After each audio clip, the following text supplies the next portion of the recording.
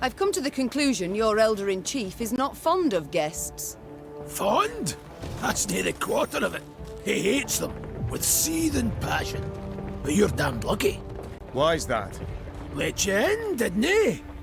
Mahakam was cordoned off completely from the outside world for many a long year. Clans finally forced Brewer to at least let in peddlers and emissaries. Though he dragged his feet as long as he could.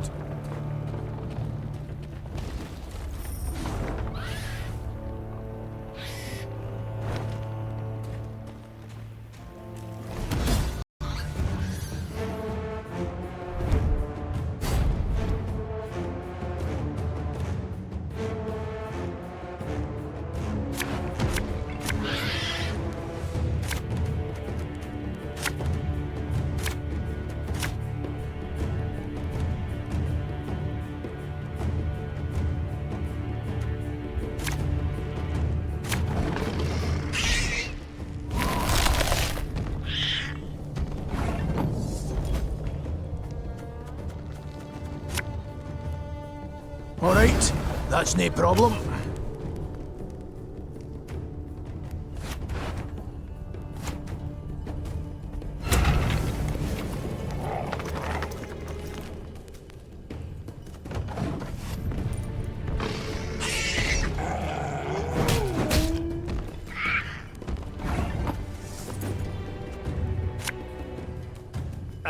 Should have listened to me, old lady.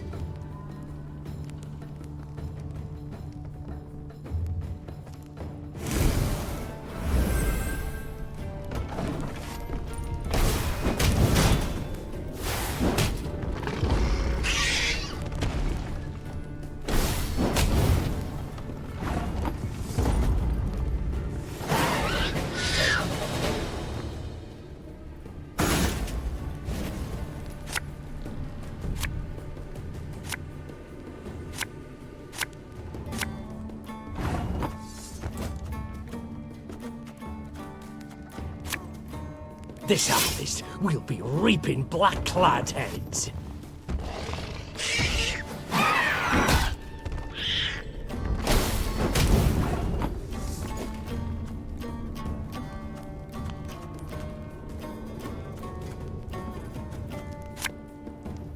My spirit's willing and how, but these damn boots are killing me.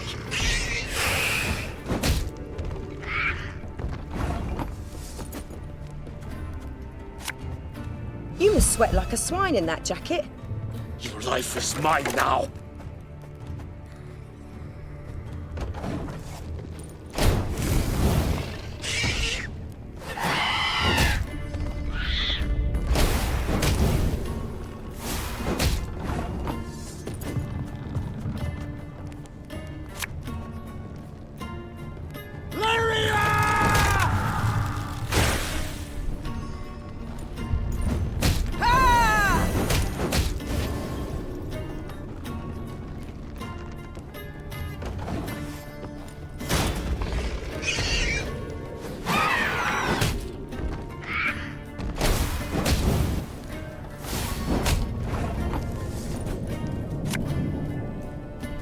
Again and again and again.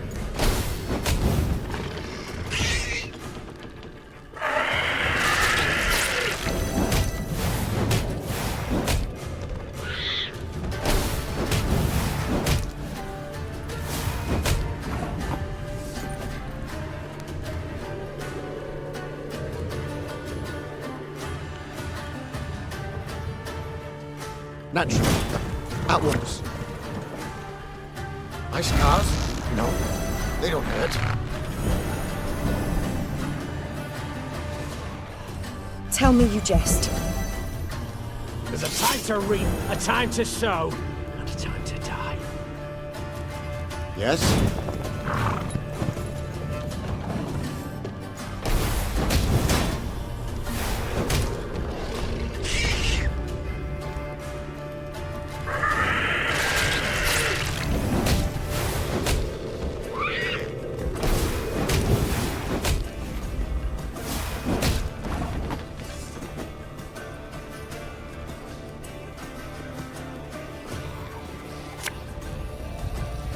company! Forward march! Gotta get our asses moving.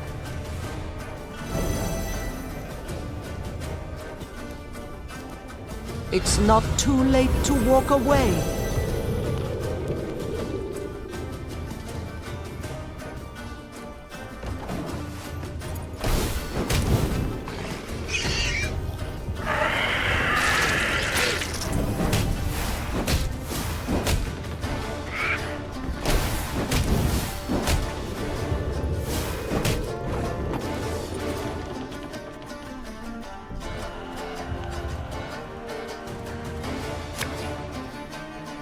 Ever have a storm knock out one of your teeth?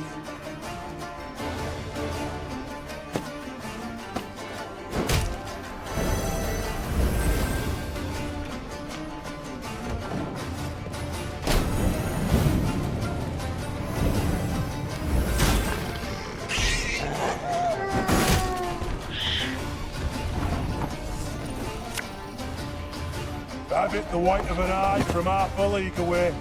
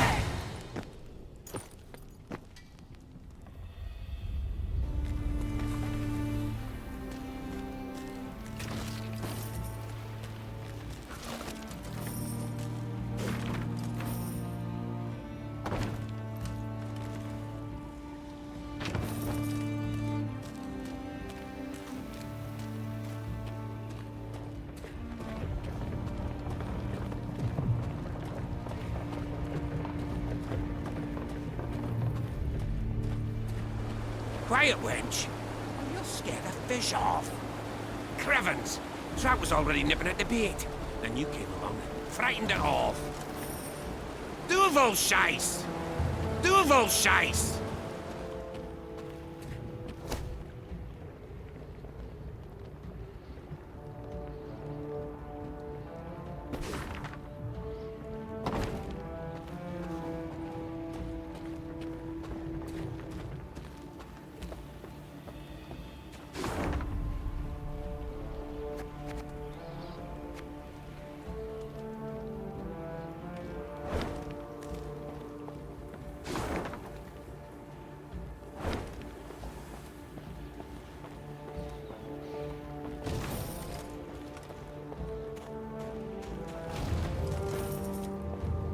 The dwarves are demanding a pretty sum, but their steel's worthy of any crown. No offence meant, the Rivian blades don't hold a candle to their Mahakaman cousins.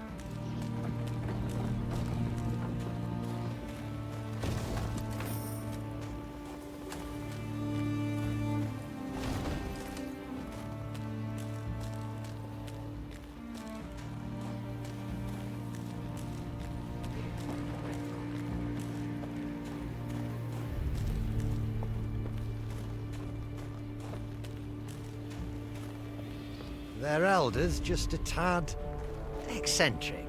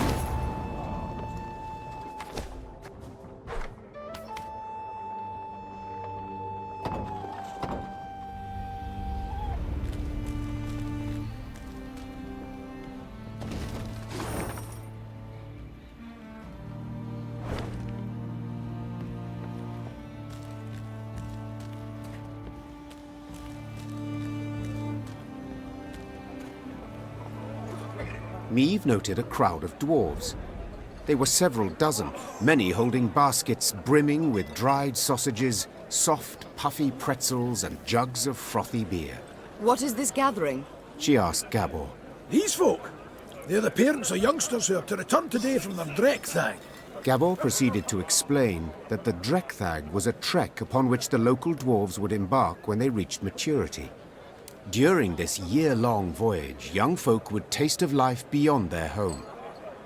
Yet if they failed to return on time, they would be stripped of all rights and privileges accorded to Mahakam's natives. See, in recent years, young folks' blood's been boiling on account of the strict laws in force here. Gabor added. So, we send them out.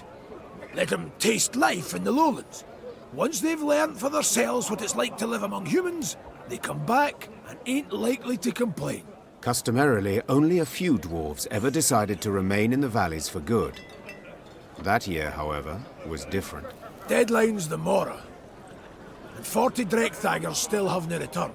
Their parents now worried if some misfortune had not befallen them.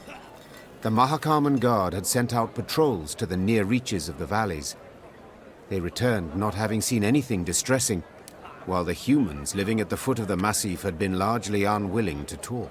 The guard captain, a dwarf with a fiery red beard, removed his helmet, wiped the sweat from his brow, and addressed Meave. Your Majesty, we need to find our youth. Perhaps you'd be willing to go out and search. Human folk are more like to tell you if they saw anything out of the ordinary of late. Naturally, there'd be something in it for you too. One could say I myself have lost a son. Meave gripped the captain's hand firmly. And I know well the pain that comes.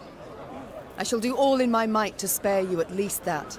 Meave set off, the hopeful gazes of the dwarven parents bidding her farewell. The Queen sent a scout ahead. Sometime later, she heard his horn. 3 blasts. 2 short, 1 long. An ambush! Meave expected to combat beasts or robbers.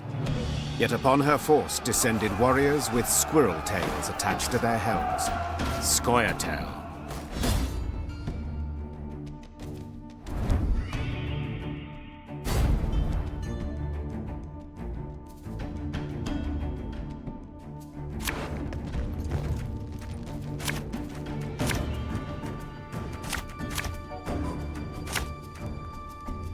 Scoia'tael! Don't let them escape!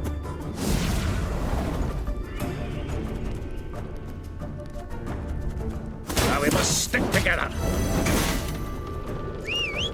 Ha!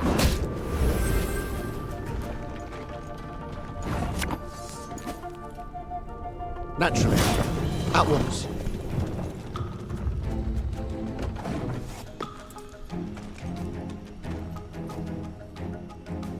You shall taste of your own medicine.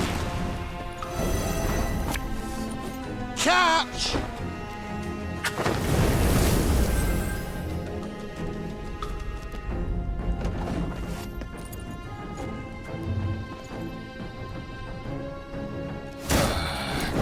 hearty hankering for Gwent.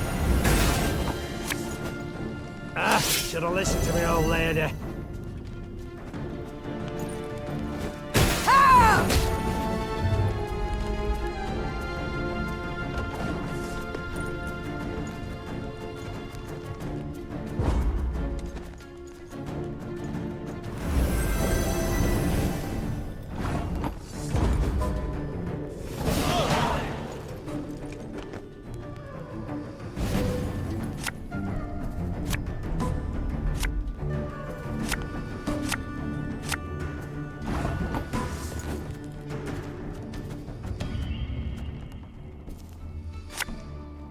This harvest, we'll be reaping black-clad heads.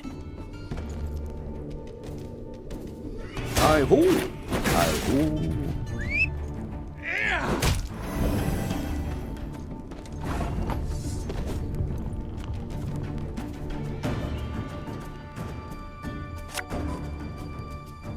Again and again and again. Oh my.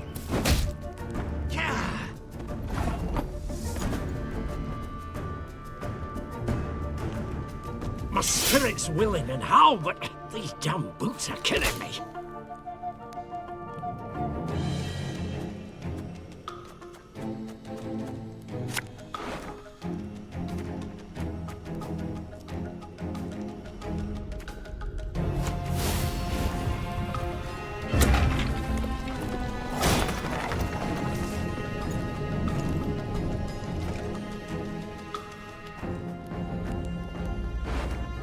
Have strength, my love.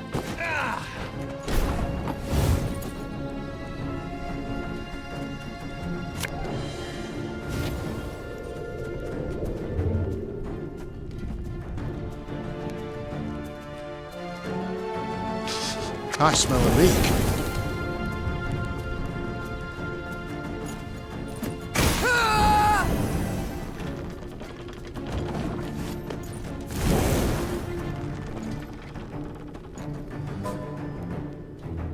I shall not fail!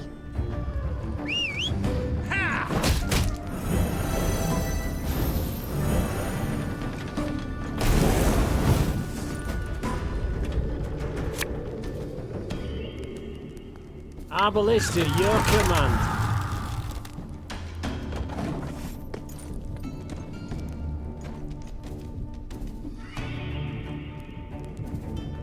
None shall tread on us!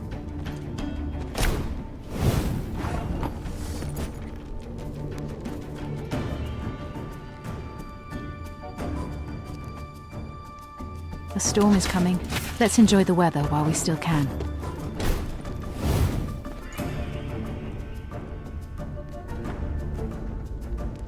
Now we will see who is weak!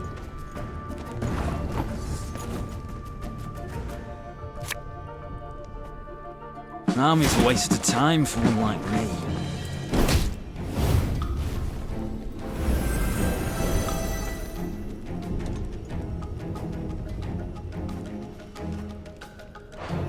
Never had your kneecaps broken!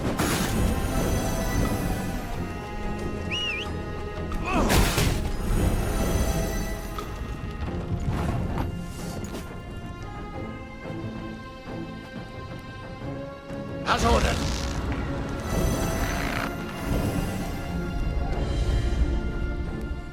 Thing about slings, they hide well. Left, right, left, right. I'd hoped we could solve this some other way.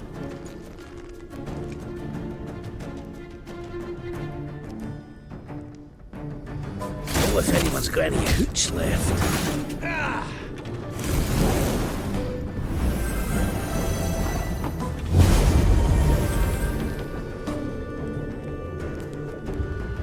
There's a time to reap, a time to sow, and a time to die.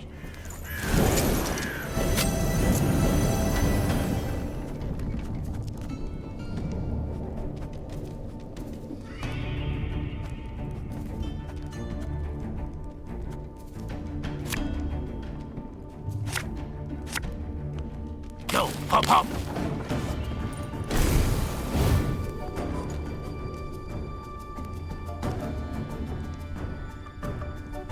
Ah, they used to tire my tongue about that.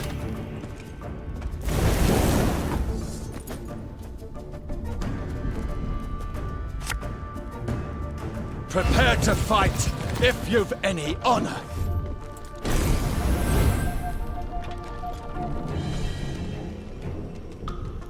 Elven blarney.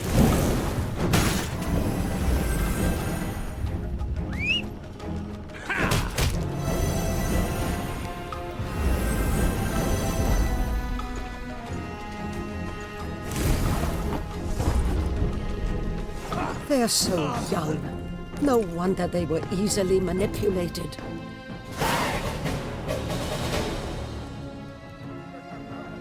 As soon as the battle had come to an end, the prisoners were brought before the Queen. All, without exception, were dwarves, and all looked to be youthful dwarves. Mystery solved, muttered Meave. In fact, these were the missing Drekthagers. Instead of returning home, they had enlisted with guerrillas fighting for non-human rights. But what had prompted so drastic a decision? I was impatient. Wanted badly to turn 50. I couldn't wait to see human cities. Vitsima, Tretogor, Novigrad. Said one of the dwarven prisoners while pressing a bandage to a bleeding wound. And you know the welcome that awaited me there. I was spit upon and called names. I saw ghettos, massacres. And how was I to go back to the mines after that? We must fight while we still can.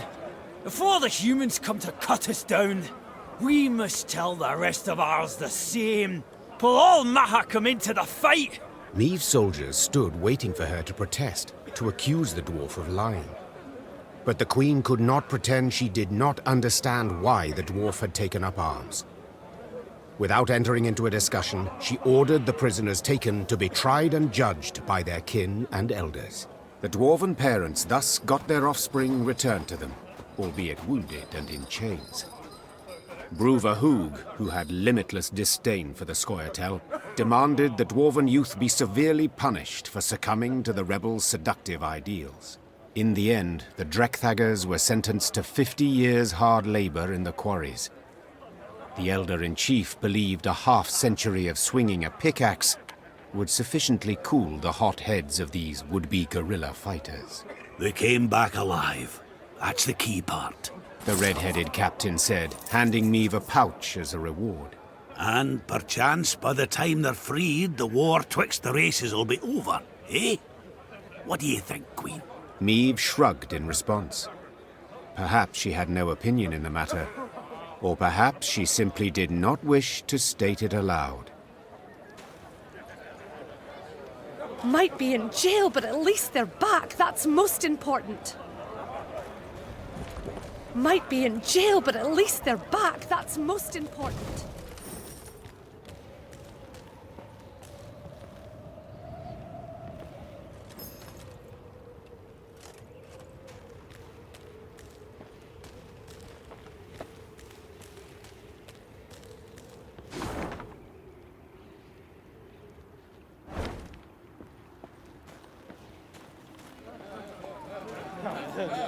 The Queen noted a building with unusually lavish ornamentation, including shining bronze roof tiles and glistening rock crystal window panes. An important clan dwelled there, Gabor explained. The Breckenrigs. Could you introduce me? Meave asked. Perhaps I can convince them to intercede with Bruver on my behalf. The clan head, Ivar, invited Meave to an exquisite feast. But when she broached the subject of the war raging just outside Mahakam's borders, the dwarf changed the subject at once. Looking around the interior, Meave quickly understood why. The walls were ordained with Nilfgaardian tapestries and rugs. Gifts from friendly Imperial envoys, no doubt. Meave prepared to leave, convinced she had wasted her time, when someone clasped her shoulder and pulled her into a darkened room. Her kidnapper turned out to be a young dwarf, female, it seemed, dressed in her nightshirt. She introduced herself as Ivar's daughter, Eudora Breckenrigs, and openly admitted she had eavesdropped on Maeve's dinner conversation. Listen, me dad's stubborner than an old goat, but I'll convince him to help ye. For a wee favour, that is. Mm-hmm. What? I want you to steal something from the clan archive. Historiae Mahakamorum, 'tis called. See, me dad won't let me betroth me sweetikin Zoltan. Says the codex forbids marrying a dwarf who's left the mountains. But there's precedent. Just such a case described in that document. If I can show it to Da, he'll have to change his mind. Maeve felt sympathy for Eudora and wanted to help her, especially considering the favor Eudora could do her in return. But she fully realized if her attempt to break into the archive ended badly, it would result in a tremendous scandal Bruva Hoog would not soon forget. The pot's worth the play, I believe. Fine. I accept your offer. They then shook hands, sealing the deal. Maeve had to bite her tongue to stop from crying out, for the young she-dwarf had the grip of a brawny blacksmith. Maeve returned to her company and, massaging her sore hand, presented Eudora's offer. Gascon volunteered for the task at once. Thievery's my forte. The dwarves won't notice a single mothball out of place. Gascon snuck into the archive under the cover of darkness. Just as he was tucking Eudora's desired document into his cloak, he heard dwarven boots clanking down the stairs. Damn it! Gascon swore. I can't let them catch me.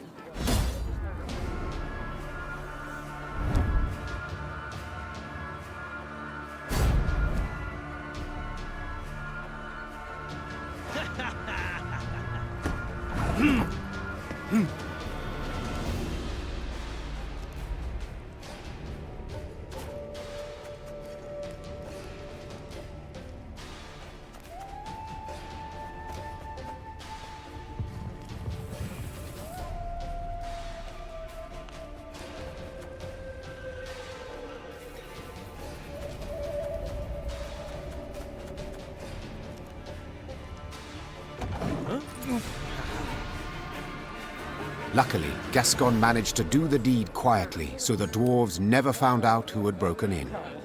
As agreed, Maeve handed Eudora the stolen document. Ha! The dwarf shouted, raising the parchment in a triumphant gesture. Da can't do nothing to stop her making vows now. I've got to write Zoltan right quick. Thanks. Thanks a million times over. And Eudora did her part too. Soon after, the Queen learned there'd been a gathering of the clans, and Ivor had indeed spoken on her behalf. She could only hope the elder Breckenriggs had swayed Bruva Hoog as well. Eudora Breckenriggs Chive. Oh, I truly like the sound of that.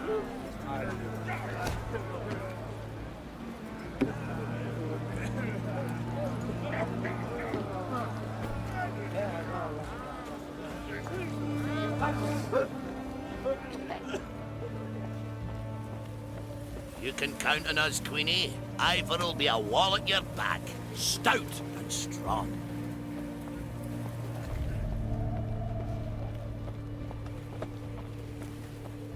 Ah, you thundering dope! I told you to hold your horses or you'll shake the hitch loose. Oh, now you're a bleeding expert, are you? You overloaded the damn cart, that's why it's busted. A wagon lay strewn across the middle of the road. Behind it stood others, some loaded with gold, jewels, and other valuables, others groaning under barrels of pickled meat. Each dwarf had his own theory about how the accident had come about, and thundered it out to all and sundry, peppered with choice invectives. An odd caravan. Maeve said. They don't look like merchants. Nah, they ain't. Gabor answered. Dwarves of the Ferens clan, carrying gifts for the Drake. Remember Keltilus? When he took roost here, Ferences fought him for near a century. Then the dragon got weary of fighting and they realised he weren't going nowheres, so they cut a deal. He didn't bother them. They give him what he needs. Well, well. And these offerings they send often? Every week. Excuse me, got to separate them lads, or they tear out each other's beards. Hey there! Cool your idiot heads! Gabor managed to douse his brethren's fiery tempers. but the wagon still lay across the road, blocking all traffic. Queen? Said Xavier. There's an easy repair. I've the tools, the parts. Need but your permission. Of course. Go see what can be done. Xavier did indeed make quick work of the problem. Within moments, the wagon was rolling smoothly down the road, good as new. Well, shaft me, your highness, said one of the dwarves. Your engineer's got a pate like stewed meat, but he kens his trade, that's for certain. I'll convey your words to him. Or at least part of them. Me and the lads will be on our way now, but first, take this. Bit of gold by way of thanks.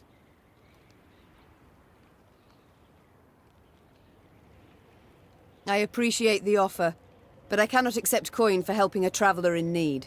Common decency it is. Huh? In our times, decency ain't common at all, but as you wish. Farewell. The dwarf bowed in parting, shook the snow off his beard, then rejoined his caravan. Within a few moments, the wagons had disappeared around the bend.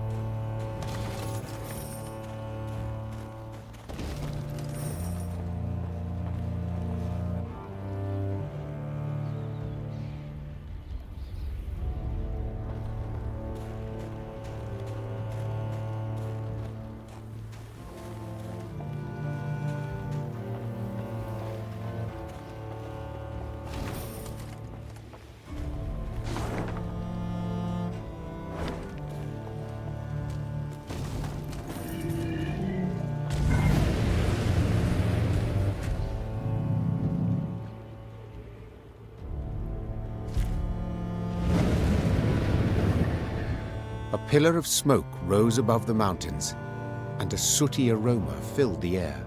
Fire, Gabor said, then took a deep sniff. Perhaps a bolt struck some barren trees? No. Meve said curtly. I know that scent too well. All Edirn reeked of it. It's the smell of burning homes. The Lyrians quickened their gait. Soon they saw the town fully aflame, and a roaring, furious dragon above it. That's your Keltiners? Gascon asked, shielding his eyes from the sharp glare emanating from the city. You were right. Perfectly harmless. Dinna ken what's got his knickers in a bunch, the dwarf said, grabbing his axe from his belt. Queen, we got to make haste to the rescue. Smother your fears, Sir Dwarf, Ake proclaimed. Without waiting for Meve's reply, he dropped his lance and galloped headlong towards the burning city. Follow me! Slay the Viper! Reynard! Meve called out. Have our men wet their cloaks for a modicum of fire protection. We move as soon as they're done. If we don't make haste, Ake will be reduced to smouldering plate. Your Grace, they are but common soldiers. To fight a dragon. I know, but we must help them, or at least try. While Reynard went to pass on the order, Meve turned to Gabor. This dragon, has it any weakness? Fear not, said the somber dwarf. Except a fondness for raw meat. Meve nodded and swallowed dryly. Despite the cold, she felt sweat pour down her scalp. Stifling her fear, Meve gave the order to attack, and her soldiers rode into the flaming city. From up close, Keltalis looked even more terrified. Though enormous, he moved with shocking agility, like a lizard scurrying over sand. With one swing of his paw, he snapped the necks of 3 dwarves, then bisected a form with a powerful bite. After that, he turned his attention to the Lyrians. More of you! He said, twisting his bloody maw into a horrifying smile. God!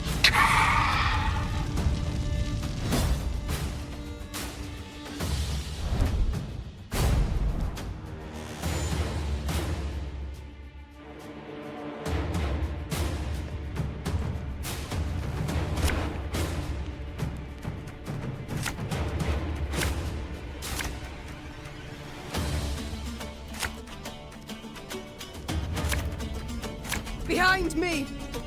Stay together!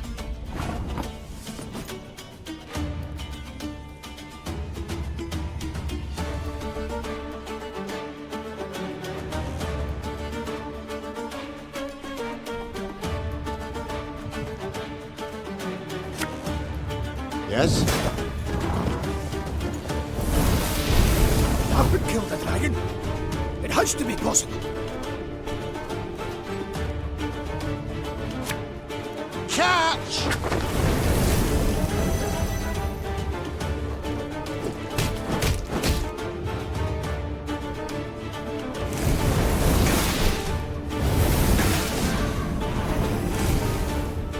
Your Grace, we're taking losses! Ah, shite! He's raging now! Watch out!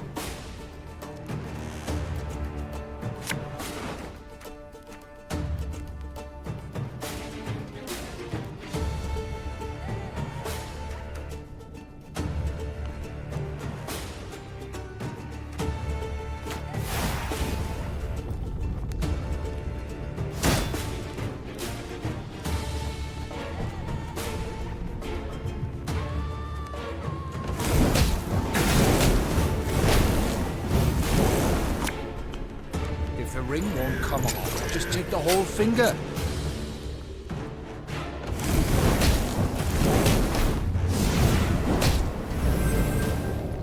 The vermin's diminished, but be wary. Each blow it answers still with wrath and fury.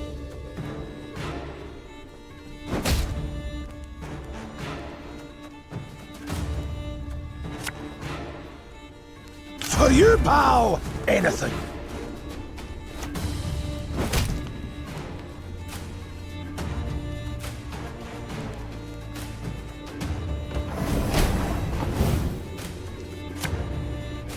That bit the white of an eye from half a league away.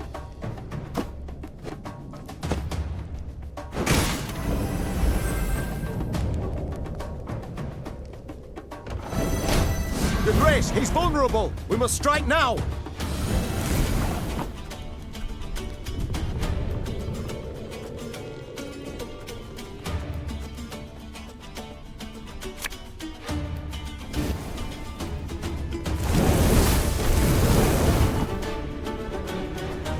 You sure about that?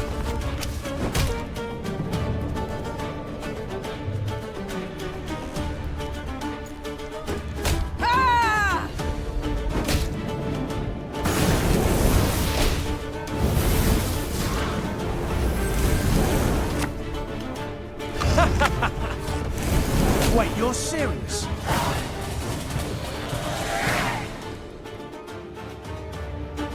That day, many Lyrians perished, either to the dragon's all-consuming fire or to its flesh-rending claws.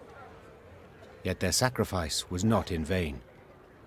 Together with the dwarves, they were able to grievously wound Celtulis, forcing him to flee. The howls of the wounded monster rang throughout the valley. That's right, howl, you scurvy snake! Shouldn't they ever attacked us, eh?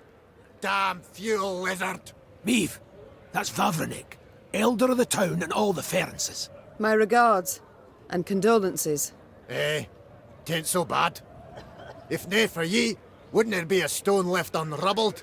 To be honest, when I caught wind some human queen come to Mahakam looking for aid, I said a crocus would sprout twixt my cheeks afore I'd vote aye on that. Gonna be a fear to look in my breeches after, but changed my mind. After what I saw today, what ye did for us, you've the support and undying gratitude of all Ferences. Thank you. Faced with a Nilfgaardian peril, that means a great deal. Forgive me for interrupting this tear-tugging scene of interracial reconciliation, but I can't hold back no longer. Vavrenik! Double shice! What happened? Why'd Celtulis attack? I ken as much as ye. Meaning, squat diddly. Just flew up, started spewing flames, half the town lit up in a flash. Sheepshank! 300 years I've been a good neighbour. What's done's done. Gotta think about the future. The Drake's just taking a breather. Gotta finish him off before he's regained form. Meaning, we haven't much time. He heals like an alchemist's pup. And the nearest guards are miles away. He'll be up flying again before they get here. Aye. That's what I thought. Perhaps, your grace, you'd, What? Jest you must. I ken you're tired through the fight, dinna want to risk casualties, etc. But remember, the beast's sleeping on a bed of gold and rubies. All belonging by right to Bruther, of course. But if quibbling some wandered off, he'd nae notice. I admit that does alter my calculations. Besides, the dragon was badly wounded. Putting it featherly, blood poured out of him like a leaky bladder. Just needs a coup de grace. Fine. I'll do the deed. Ken did see the light. Oi, Vavrenek, Vavrenek. This lady's gonna make your rump a regular crocus garden. Aye. Queen's doing us a great service. One that'll profit us both. So, where is Keltulus's lair? Not through here. It's a vast cavern. Ye cannae miss it. Meve bid farewell to Vavrenek and set out on her way. Did her way lead to the dragon's lair, you ask? Shh. Let's not spoil the surprise.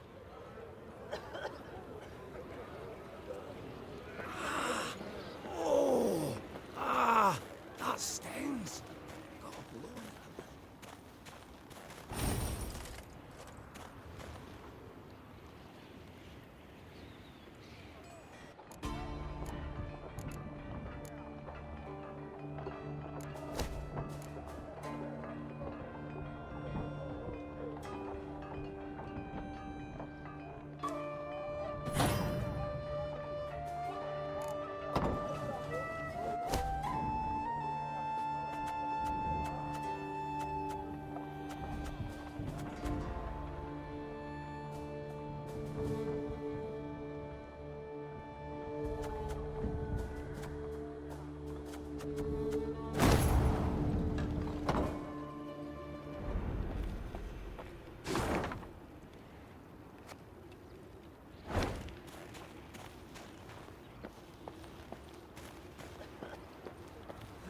Trust a boheed, and what do you get?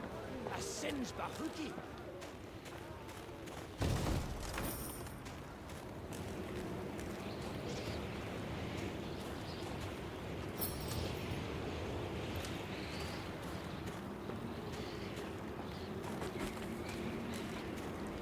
Keltulis' lair was indeed impossible to miss, as would stand to reason, for any space capable of containing a dragon must be enormous. The lair's maw, a black triangle cut out of a vast plain of snow, loomed from afar. Confirming the dragon's presence was the powerful odor emanating from it, one of sulfur and blood. Well then, Gascon said, ready to become a legendary dragon slayer? My father oft said, never should you count pelts till the hunt is through. Meve said, dismounting her horse. It's all the more true when you hunt dragons. He's wounded, yes, but one puff of flame, and we shall be not legends, but corpses. Leave all thoughts of foolhardy bravery behind. The Lyrians crept across the dragon's threshold. They walked single file, shields raised, watched by bats hanging from the ceiling. Keltulis lay curled up on a bed of diamonds and gold coins turned red from his blood. Seeing how he strained merely to lift his massive head, Meve knew the dragon no longer posed any threat. Come to finish what your poison began? The monster croaked hoarsely. Fine. Do it then. Keltulis turned over, exposing his vulnerable underbelly, and waited calmly for the fatal blow.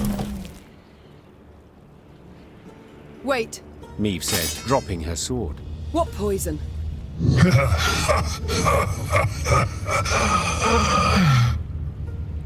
Keltulis laughed while squeezing his bleeding side in pain.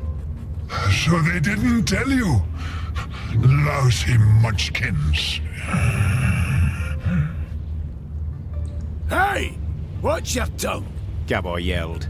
Sides! I didn't ken anything about it. Keltulis looked the Lyrians over mistrustfully with his snake-like eyes, then began to tell his tale. The caravan Meve had met on the road was different to the others. This time, Keltulis's meat had been pickled in a special brine, one spiked with poison. As the dragon lay curled up in pain, Ferenc dwarves entered his lair and smashed his head. So if I understand correctly... Meve interrupted. You're female? Correct. Same as you. As if on command, all Lyrian eyes turned to Gabor. Don't you look at me! We didn't peek under his, its tail. If I may. Reynard interjected. These revelations about Keltulis' sex are undeniably fascinating. But I'm more curious why the Ferences stooped to such a dishonorable deed. That's easy enough to guess. Meve said. They were afraid the dragon would soon demand more tribute to feed its young. So they decided to strike preemptively. A wise and noble deed. Ache cried. Evil must always be nipped in the bud. To the Ferences' misfortune, they delivered too small a dose of poison. Infuriated at the sight of the broken eggs, the dragon gathered its strength and flew to the nearest town. Meve saw for herself what happened then. And now it was up to her to decide how this story would end. The dragon had killed dozens, perhaps even hundreds, but had been provoked first by the dwarves' heartless cruelty. Did it thus deserve death or mercy?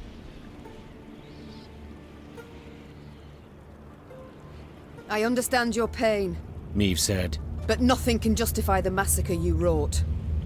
Nothing? And what would you have done in my place? Snorted the dragon. Pen a letter of complaint to Elder-in-Chief Oak? They killed my children? I'd have done the same. The Queen replied, not hesitating a moment. I'd have sought revenge, knowing what punishment I'd earn. The monster looked Meve in the eyes a long while, then dropped its head.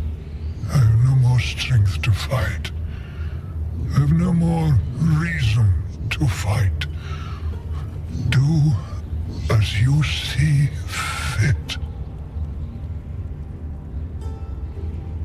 Meve raised her sword high and swept it down with enormous strength, cutting the scaled belly in twain. The monster bellowed out a long roar and writhed its tail, scattering diamonds everywhere. Then grew still. Keltulis, the last red dragon between the Great Sea and the Fiery Mountains, had breathed his last. There followed a strange silence. No one cheered, no one clapped. Only Ache whispered a prayer of thanks under his breath. That was... Gascon said, the first to break the silence. Not terribly epic. What'd you expect? Gabor said, arms akimbo. Fanfare and fireworks. The mountain to quake. He up and died. What else would he do? I am certain, Your Grace, Reynard said, that the poets will endow this moment with the appropriate splendor. I'm sure they will. The Queen said, sheathing her sword. For they are liars. The Queen told her soldiers to gather a part of the dragon's treasure. Small enough not to bring down the wrath of Bruverhoog, but large enough to fully compensate the Lyrians' losses. And Meve gained the title of Dragon Slayer, though she rarely made much mention of it.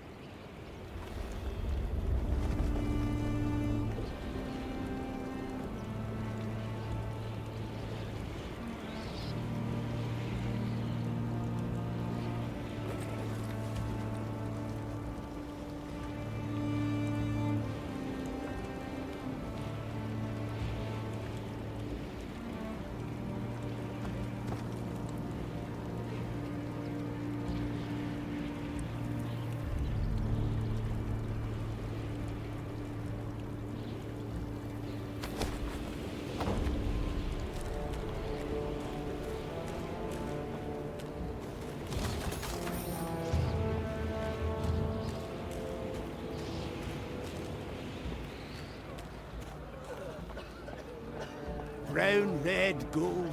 Every dragon's a right bastard.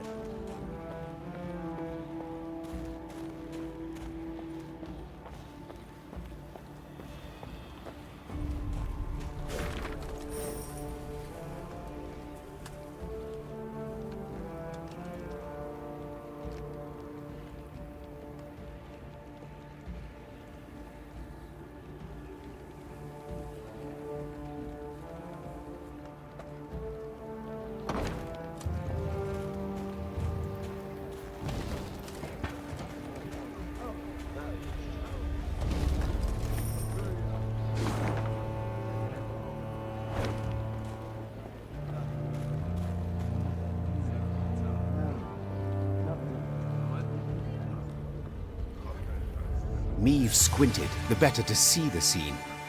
Several dozen dwarves had gathered on the cliff overlooking the chasm. All were turned towards a ramp, at the peak of which stood a barrel. What is that gathering about? Asked the Queen. Have we a feast day? Nay, answered Gabor grimly. 'Tis an execution. A hairy head peeked out of the barrel. The long, pointy nose and ears left no doubt that it belonged to a gnome. The first Meave had ever seen in her life. Help! Save me! The gnome yelled. They aim to kill me! Cast me in the chasm! Shut your maw! Barked the dwarf standing next to him, who then shoved the gnome inside the barrel and covered it with a lid. Your crimes! The sheer weight of it, hey! No lighter punishment is fitting! The other gathered dwarves nodded approvingly. Two gripped the barrel, lay it on its side, then lifted it to cast in the chasm, paying the thumping from inside it no heed.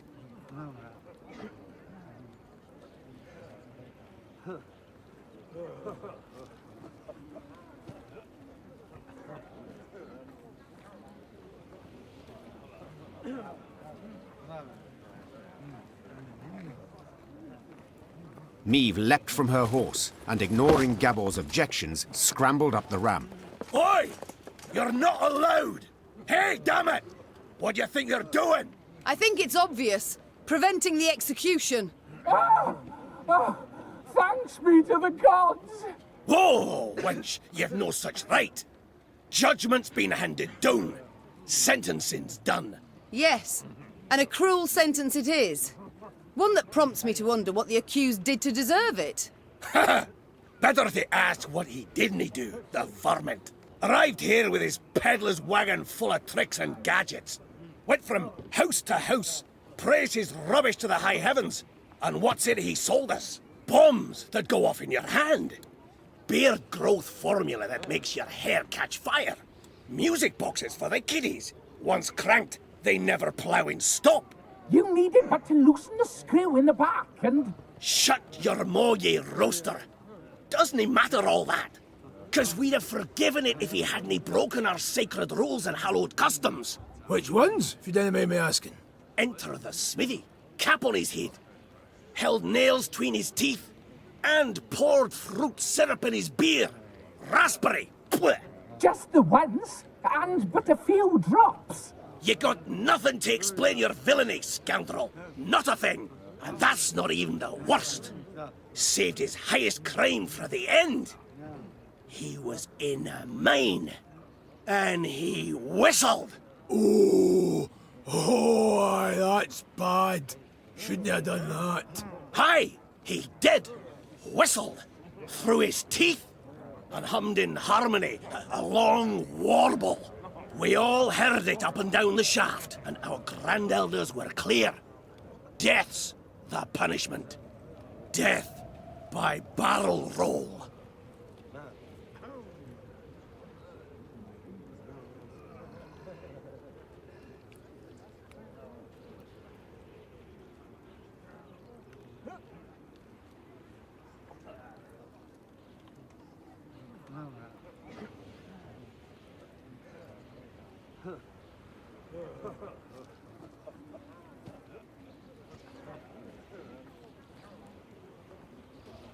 Wait 1 minute. What exactly does the Four Dwarfs Codex say? Which stricture did he violate? What did... How did... How's it a wench and a human one to boot? Know about the code? This human wench has a head, and a capacious one. Well, have you an answer? The code says thus. 'Tis a crime most grievous to whistle in a mine. Any dwarf committing the cock-up shall be placed in a barrel at once. Said barrel then to be rolled down a mountain. Any dwarf?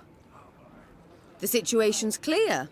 If my senses do not deceive, the accused is a gnome. Aye, but the code's not to be taken literal like. It's to be interpreted. What the ancient elders had in their heads, why, That's got to be divined. Nothing to be divined here. You got to be a dwarf to be a dwarf, not no bloody gnome. So, am I, meaning I'm free to go? Perchance we ought to let the Elder-in-Chief rule on the matter. Oh, aye. Oh, for we all ken how old Hoog loves being bothered with such things. Ah, fine. Now get the hell out of that barrel and out of my sight, you hairy hamshanker. My lady, I haven't a way to thank you. That we've yet to discuss. Perhaps first we should learn each other's names? Aye, yes, of course. Oh, what a prat of me. Barnabas. Barnabas Beckenbauer. To friends, Bibi. Meve. Queen of Lyria and Rivia. Queen? Cows in the corn, colour me honoured. Your Majesty, obeisance due. None necessary. Protocols for use at court, not beyond it. An inventor you deem yourself. Am I right? Most assuredly. Though, truth be told, the dwarves saw no ingenuity in my craft. Seems I'm ahead of my time. Fiery bursts in the palm of your hand. They shall be in fashion one day, to your mind. Oh, nay, just a bit of misfortune, that's all that was. You see, I mistook mercury fulminate for saltpeter. The vials stood beside each other, see, and... The details I need not know. But one matter I am curious about. Could you construct a bomb that would explode when desired? For instance, beneath my foe's feet as they stepped over it. Of course I can. It's simple. Why then? You wish to show your gratitude? You must join my ranks. Assist me to defeat Nilfgaard. Defeat Nilfgaard? Pure ambition, that is. But I'd have been a barrel of broken bones at the bottom of a ravine, if not for you. I'll do what you ask to pay off my debt. And thus, for the first time in Lyrian annals, a gnome enlisted with the army. And though Barnabas Beckenbauer was diminutive of body, this new recruit would prove his worth on more than one occasion.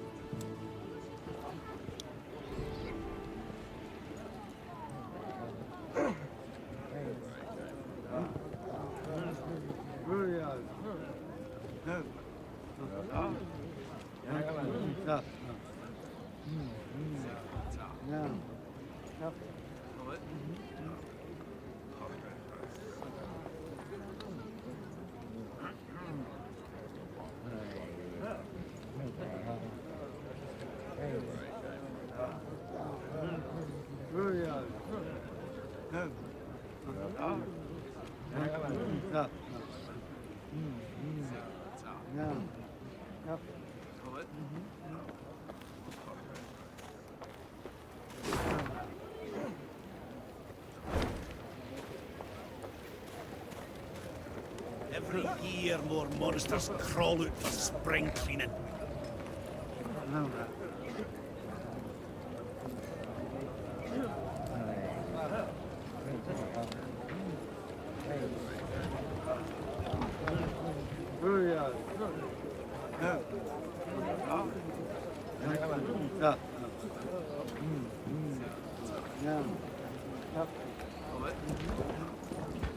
Remember, if you pass a snail en route to the mine, share a wee bite with him.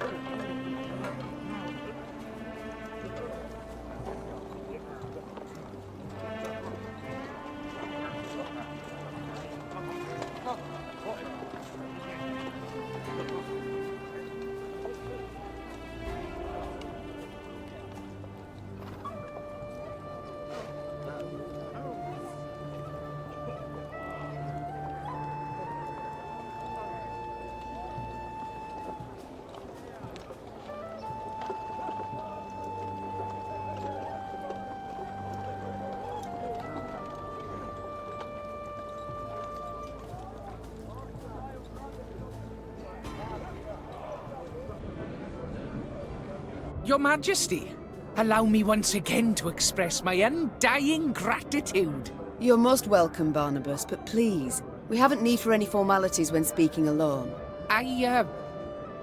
Well, of course. How might I help you then? I like to know. No, I must know who I travel with.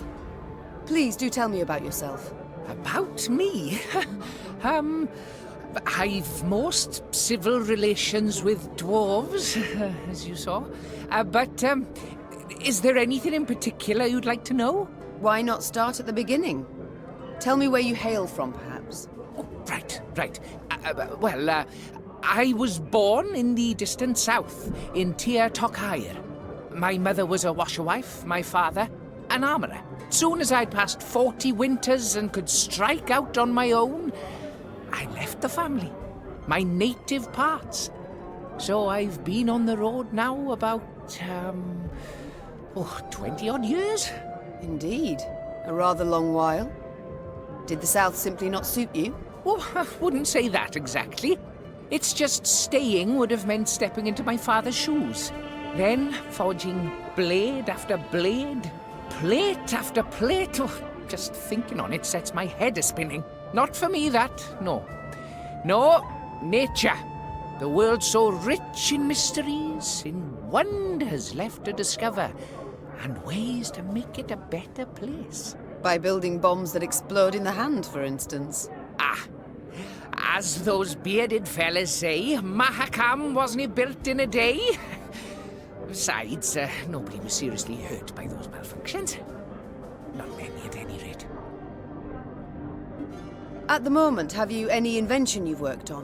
One that's near complete? Oh, so kind. Oh, wonderful, you should ask. See, I've ever had an avian fascination.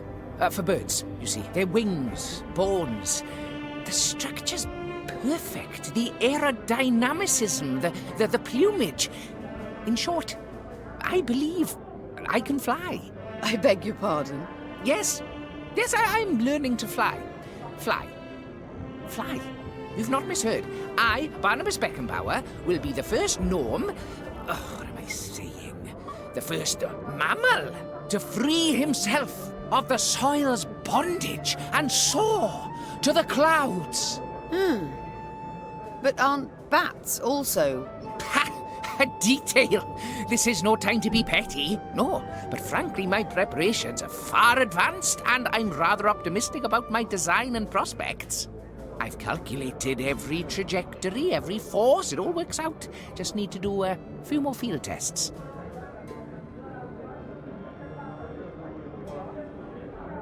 Did you have volunteers try it, or did you test the design yourself? Naturally, I must stay on the ground. Who take all the measurements elsewise. Luckily, there's no lack of thrill-seekers in Mahakam. Most eager to etch themselves into the annals. My first prototype, the Skylicker, I dubbed it. Oh, Your Majesty, if you'd only seen the beauty. Flew over 120 ells. Truly? Colour me impressed indeed. Must have made quite the name for himself, your brave volunteer. I'm certain he's caught the eye of every she-dwarf in Mahakam since. Oh no, he's dead. The landing, it was rough. And then a bear sauntered by, didn't help any. Anyhow, as he died, the dwarf swore he regretted nothing. Brave lad. bit daft, though. I see. But the next time you request I try one of your inventions, I'd ask you to remind me of this touching tale. Time I attended to other matters. Ah, yes, you're still here. Off you go, then.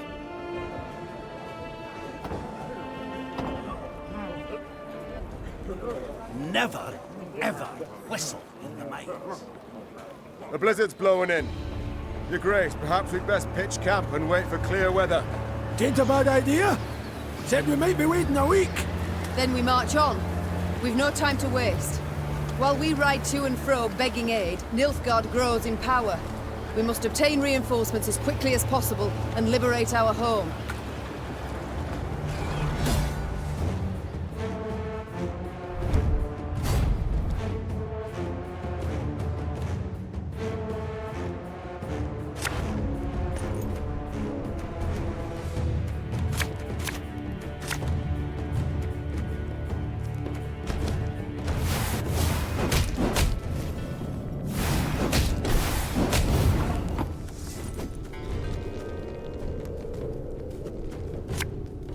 This harvest, we'll be reaping black-clad heads.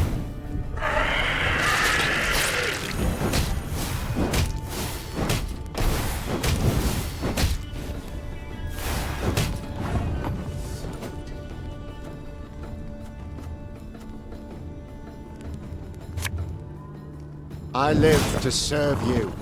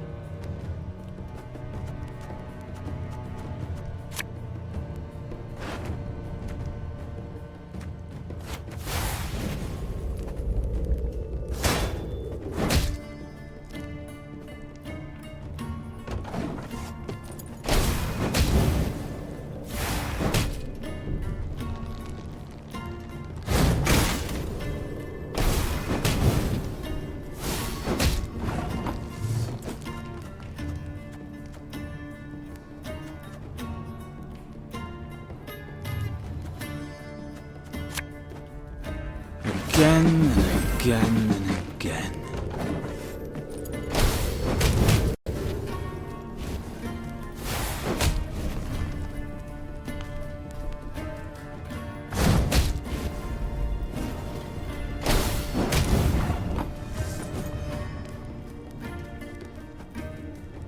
My spirit's willing and how, but these damn boots are killing me.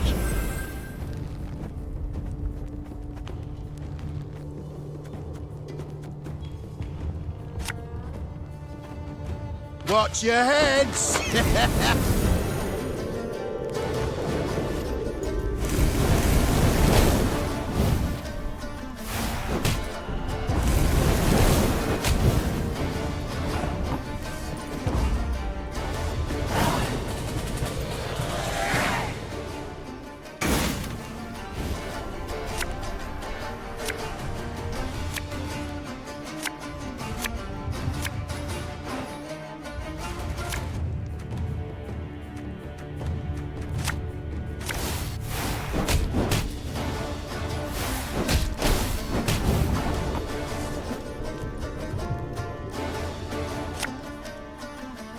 Without hesitation.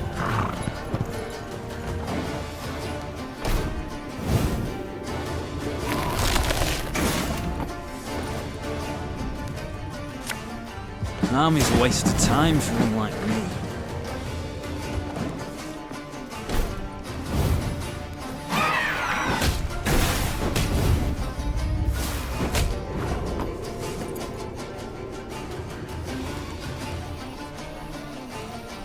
bigger they are, easier they are to target.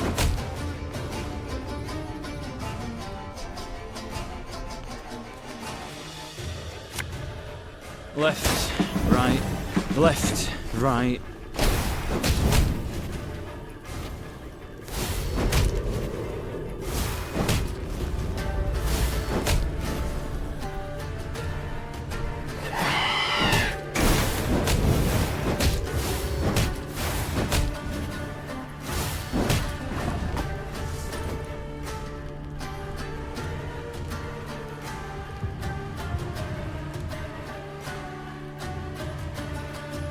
All right, that's no problem.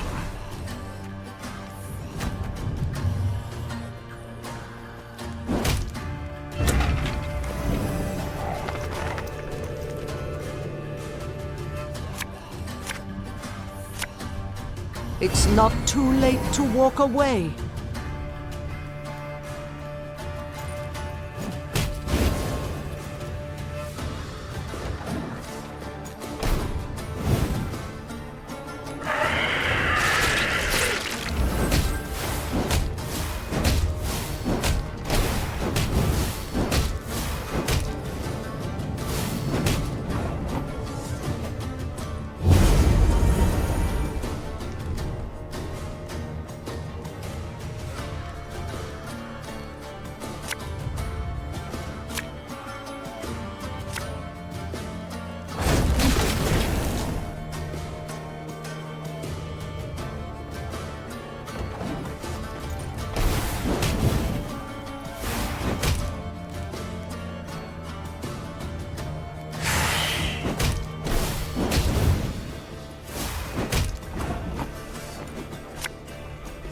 I'm a war soldier.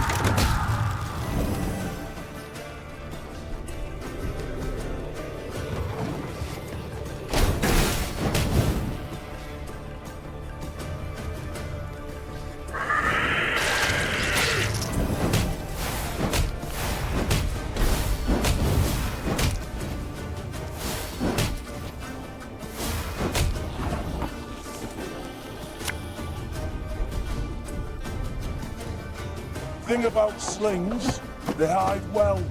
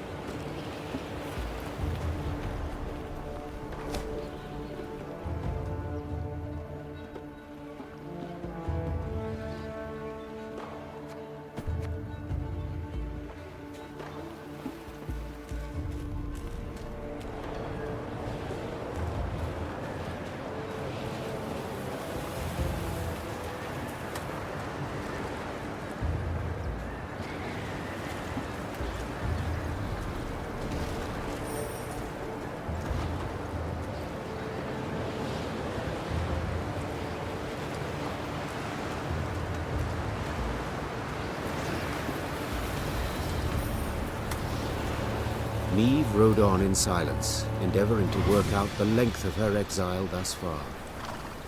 A scout's call tore her from her reverie. Your Grace! You must see this! With a grave mien, the soldier indicated a track in the snow. The hobnail boot print was all too familiar. Niamh had seen it before, upon Lyria's sandy tracks, and midst the ashes to which Edirn had been turned. Nilfgaardian footmen. Seethed Niamh. Marched through of late. Interrupted Gascon. A day, perhaps 2 days past. The scouts had learned a Nilfgaardian caravan with an armed escort had recently arrived in Mahakam. The invaders had brought with them chests brimming with gold and jewels, then exchanged these for the finest Mahakaman-forged swords and spears. A scout gave me one of the coins the Blackclads had used for payment. Upon the coin's back, the Lyrian eagle.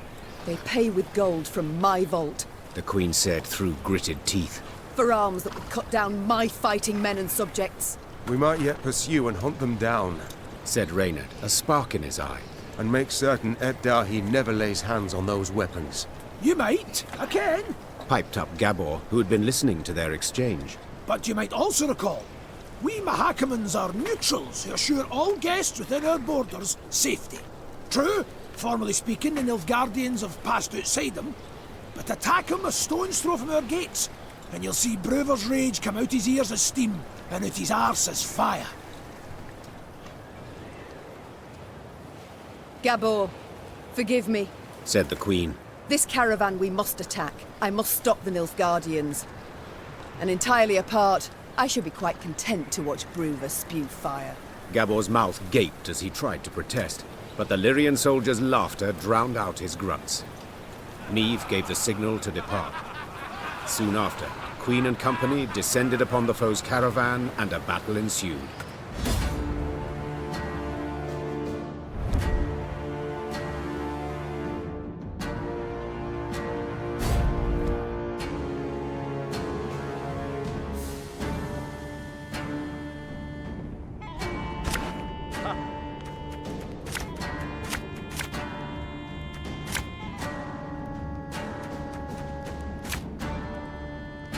I want that transport in one piece!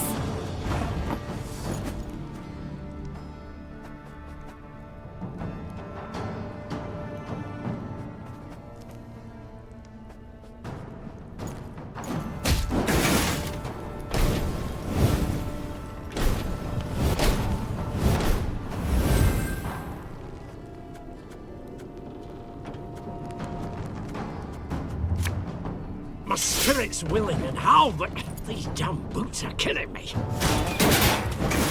Yeah.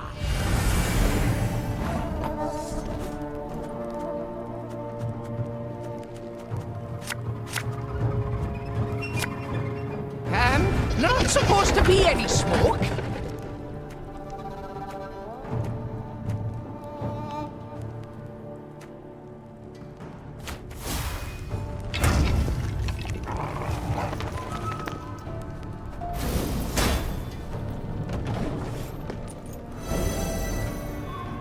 Order!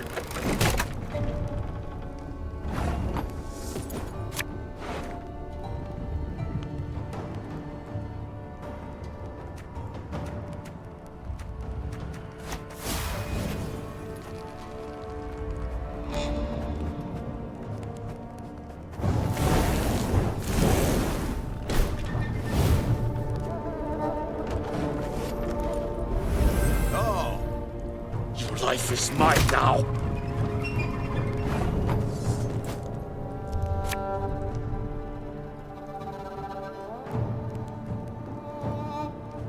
Careful! Won't be any use to us at the bottom of the ravine.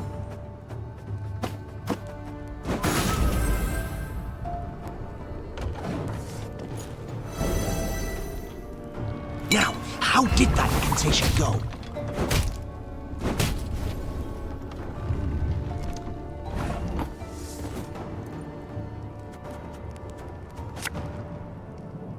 Army's a waste of time for one like me. Ha! Quiet! The Commissar will hear.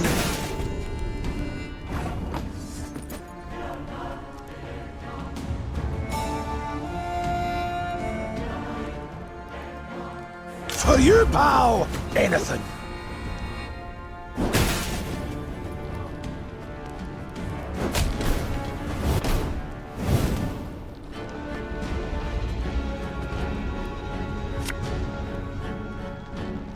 One boat's all I need.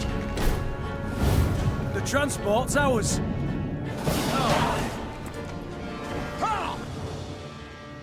Crushed by their defeat, the Nilfgaardians tossed the chests into the snow lining the road and rode off with a cracking of their whips. One chest burst open, revealing a weapon wrapped in greased leather. Gascon removed the leather and held aloft a sigil that shone with newly forged luster. He examined it from all sides, then put his thumb to its blade. Blood immediately squirted out. Ooh! Sharp bastard, he said, clearly impressed. Hearing these words, Gabor unexpectedly burst out laughing. What's got you so tickled, if you don't mind my asking? Custom holds. The first words out a warrior's mouth upon seeing a sigil become the blade's name. So, congrats. You've dubbed it. Gascon stood there awkwardly as Meve took the weapon from him. I'd have chosen a different name personally, one with a bit more dignity. But Sharp Bastard has an undeniable charm. And I cannot wait to try it out on Nilfgaardian plate. Aye, but perhaps nae in Mahakam. Gabor interjected. You've made a fine enough mess for yourselves as is. Gonna need to amend for it somehow. And that'll nae be easy. Tidings of Meve's deeds soon reached Bruver Hoog's meaty ears. And though there was no fire, despite Gabor's insistence to the contrary, there was also no doubt the Elder-in-Chief was livid. Only the Zigrin's intercession on their behalf kept the Lyrians from being thrown out of the mountains.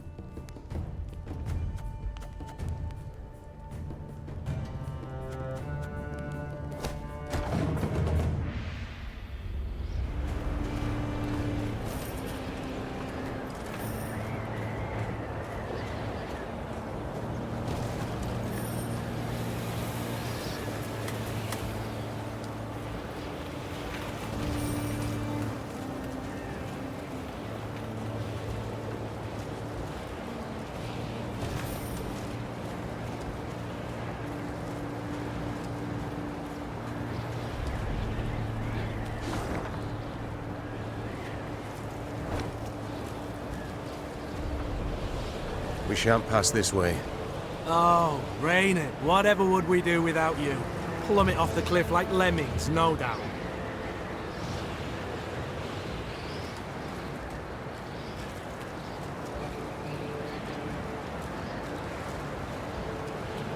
Meve squinted and gazed off into the distance. It seemed to her that hundreds of black patches covered the peaks on the horizon.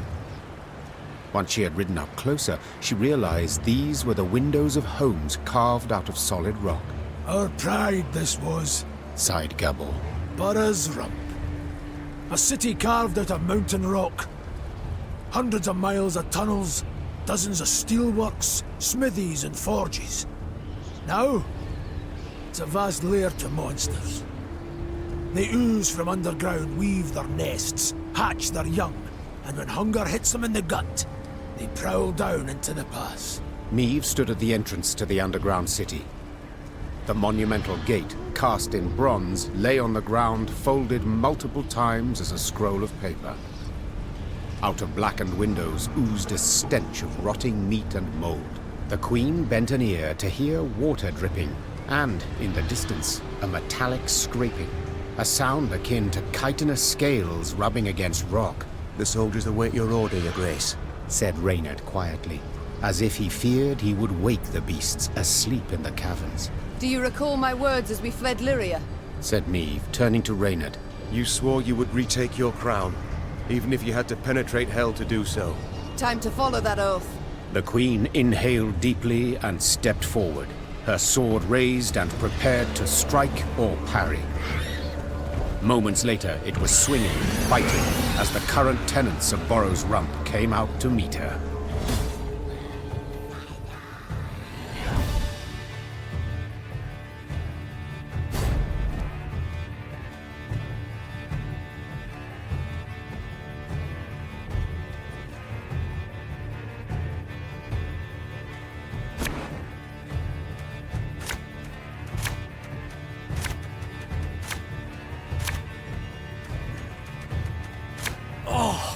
This stench is foul. I'd like to make it known that us gnomes don't run so fast. You know, in case you were planning to skip out on the quick.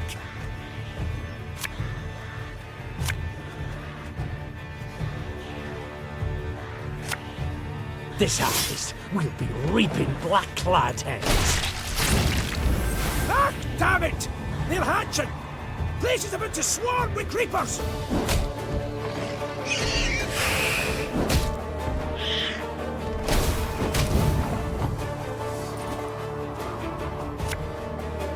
Without hesitation.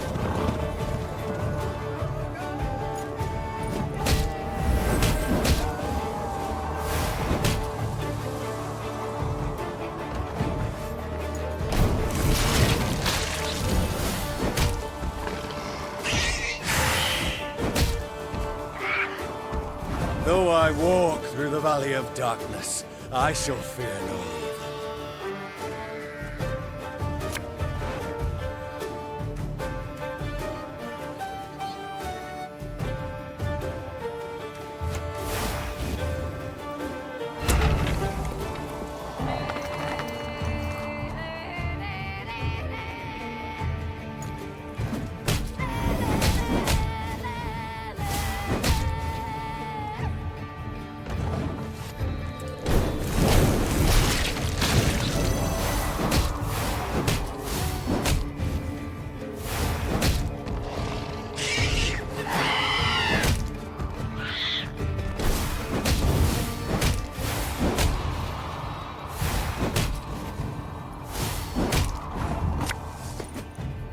My spirit's willing and how, but these damn boots are killing me.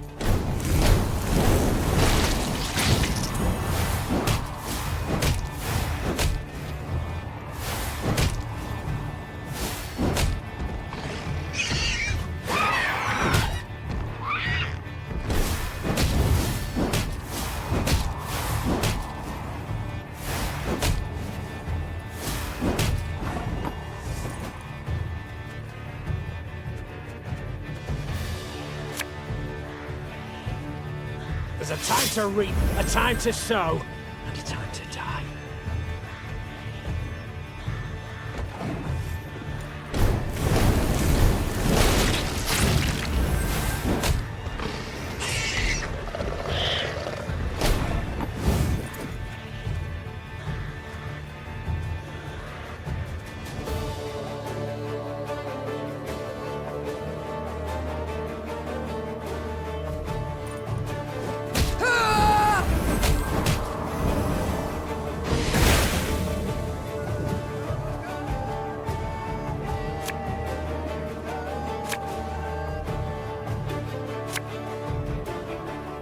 There's been a mistake. I'm no mage.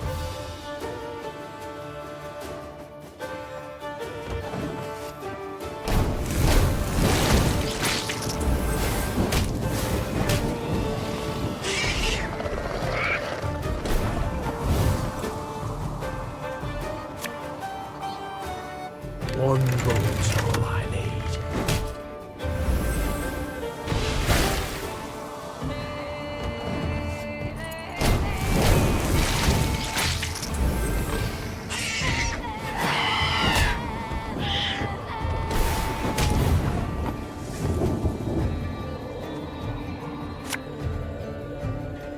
Company! Forward march!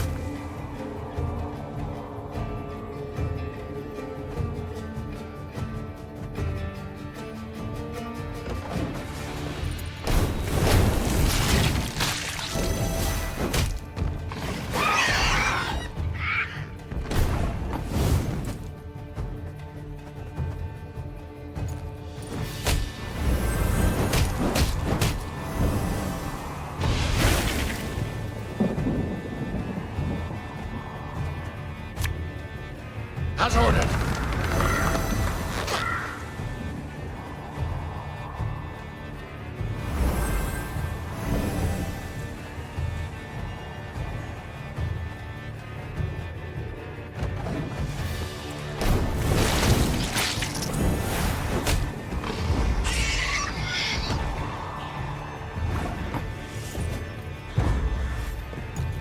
This way! Follow me!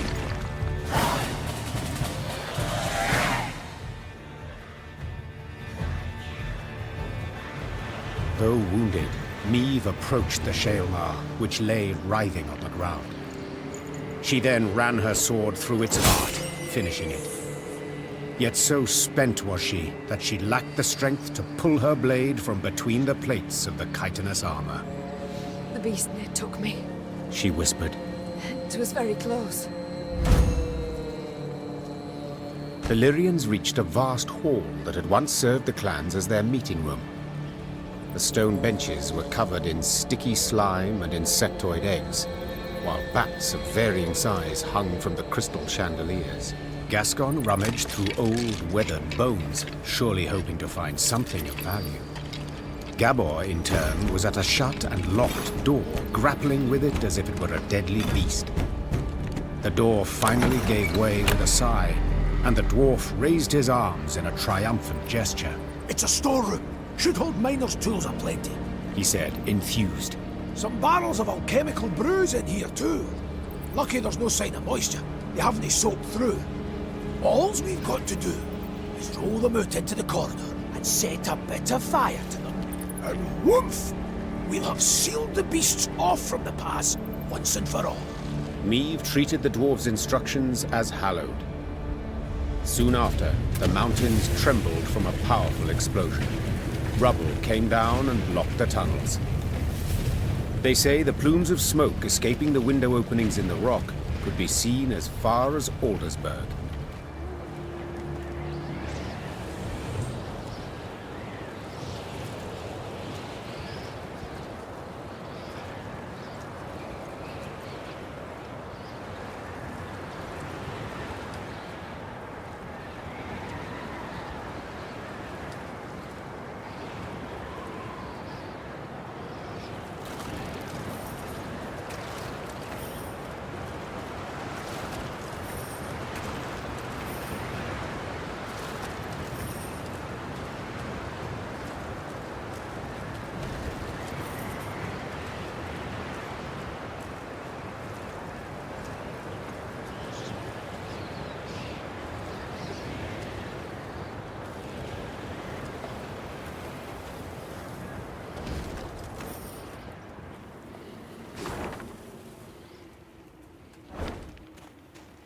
Dark clouds hovered over the horizon, and a strong gale snapped their banners. Damn it, a storm's coming. Gabor! Take us to the nearest settlement. We must seek shelter. Soon the Lyrians arrived in Stuhlkamp. The town square proved full of folk. Several dozen dwarves, laden with large sacks and satchels, stood about in smaller groups. When a thick snow began to fall, the dwarves cheered. Tears streamed down the cheeks of several, but Meve could not tell if they issued from some fortuitous occurrence, or if the strong wind had wrung moisture from their eyes. What is it we witness? Why do they rejoice at a snowstorm? Asked Meve, pulling her hood over her head. Well, the blizzard's good cause to postpone their expedition by another day, Gabor responded. See, they've been conscripted by drawn lots to be settlers, found homes in a village in Blackbrook Vale. 7 expeditions have gone that way already, and none survived longer than a year. Valley's cursed. No two ways about it. Intrigued, Meve proceeded to speak with the settlers' leader. He confirmed Gabor's claim. He had buried many a previous colonist. All had been abnormally thin, pale, prematurely greyed, as if some wraith had drawn the lifeblood out of them. Once the dwarf had finished his tale, he gripped the Queen's hand firmly, and promising a generous reward, begged that she and her Lyrians accompany the expedition to Blackbrook Valley.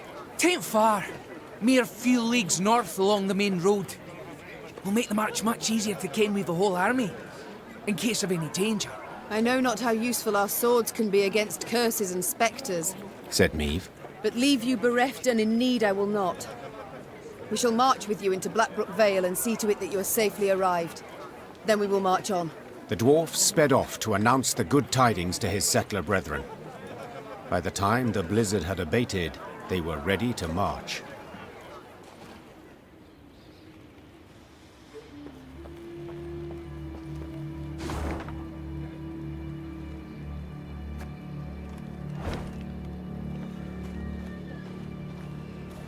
Be bold. Take on challenges, risks even. But before you set out to do anything, buy yourself some knowledge. Stay clear of Borrow's rump. Unless you like shale Mars, that is.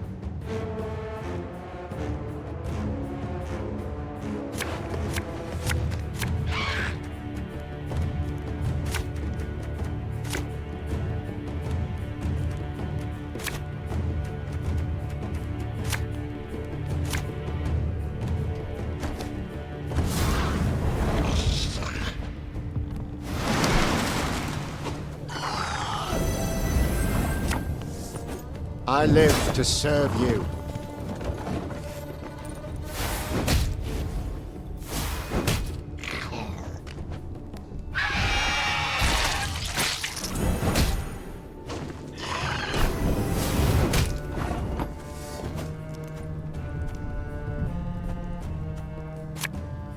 Again and again and again.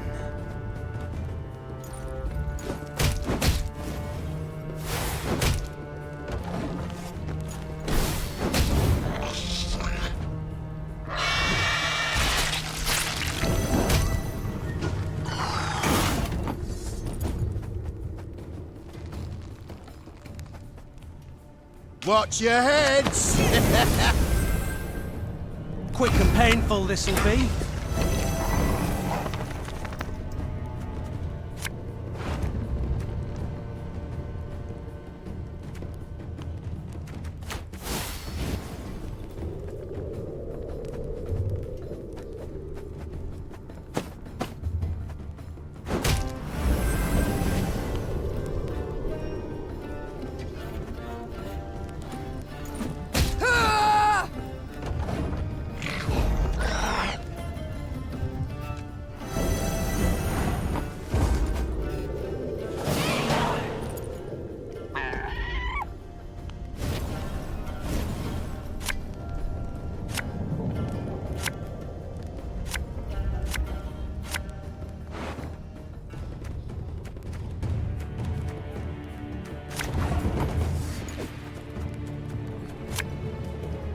spirit's willing and how, but these damn boots are killing me.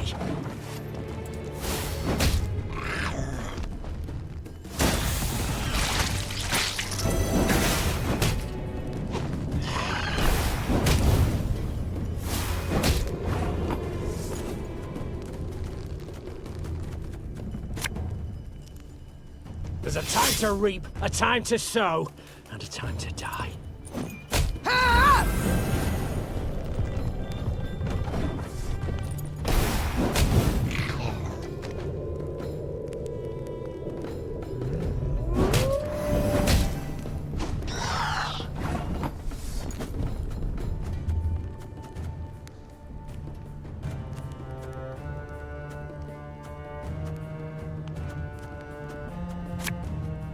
Catch!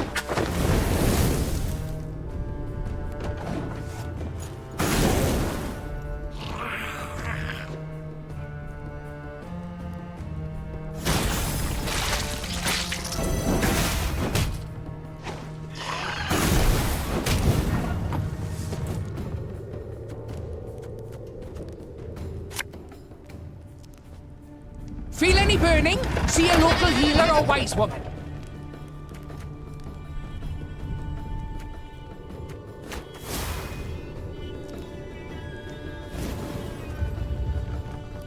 You must sweat like a swine in that jacket.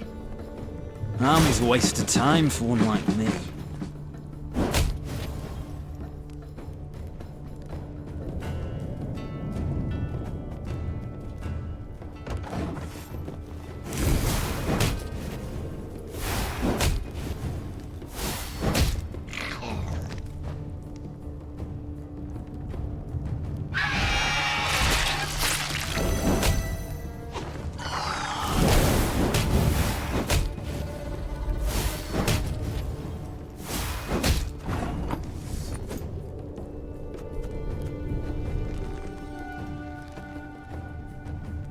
Arbalist to your command. If anyone asks, you've not seen me. Shh! Cork it!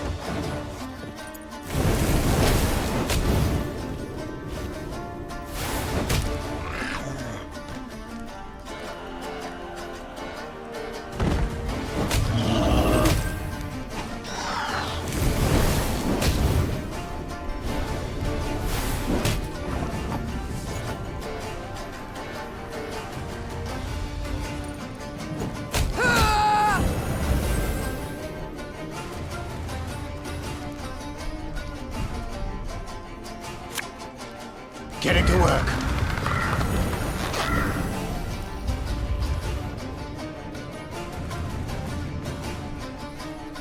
I only loot corpses, except sometimes they're quite fresh. Armor won't say.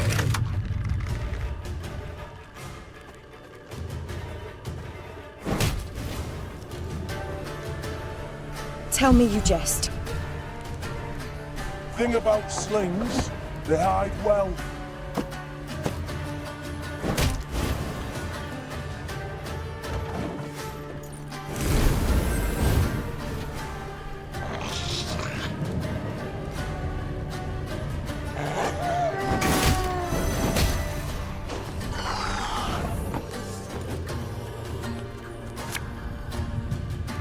I fear not, for faith guides me.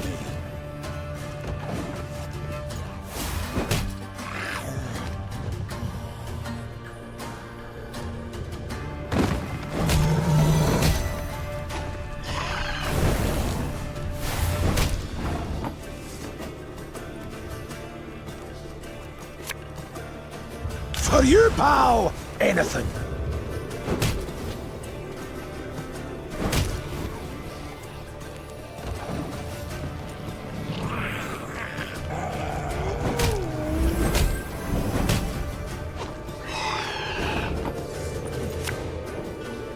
So much anger and suffering. For what?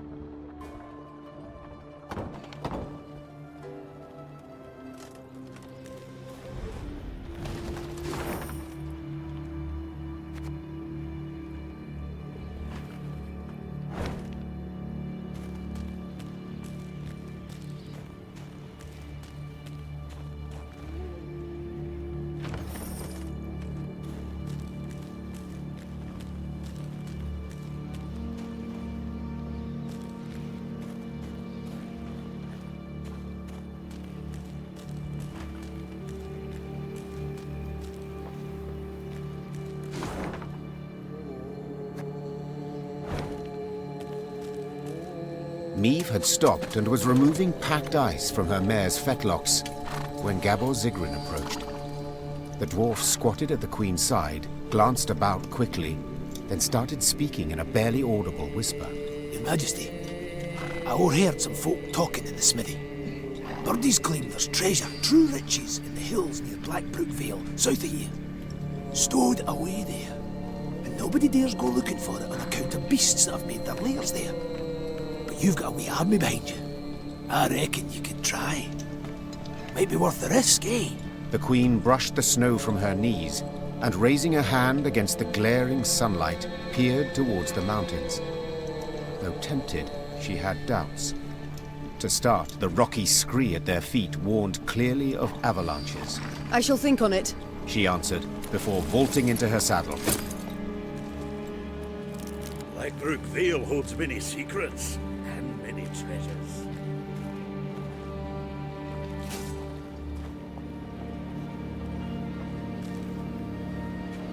The following is proclaimed by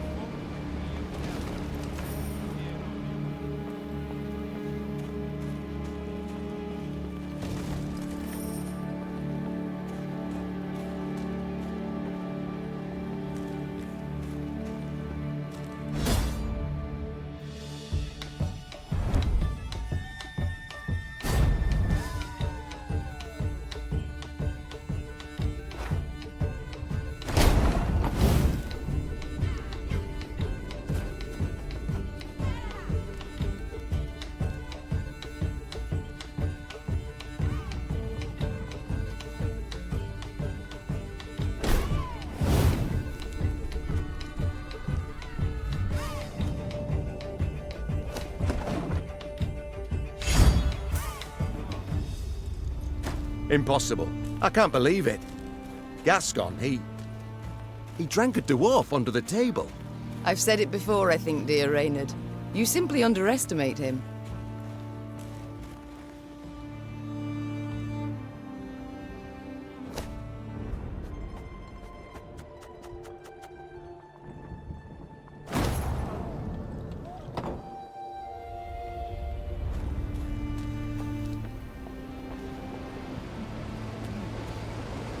In Blackbrook Vale, you're advised to never stop or stray from the road.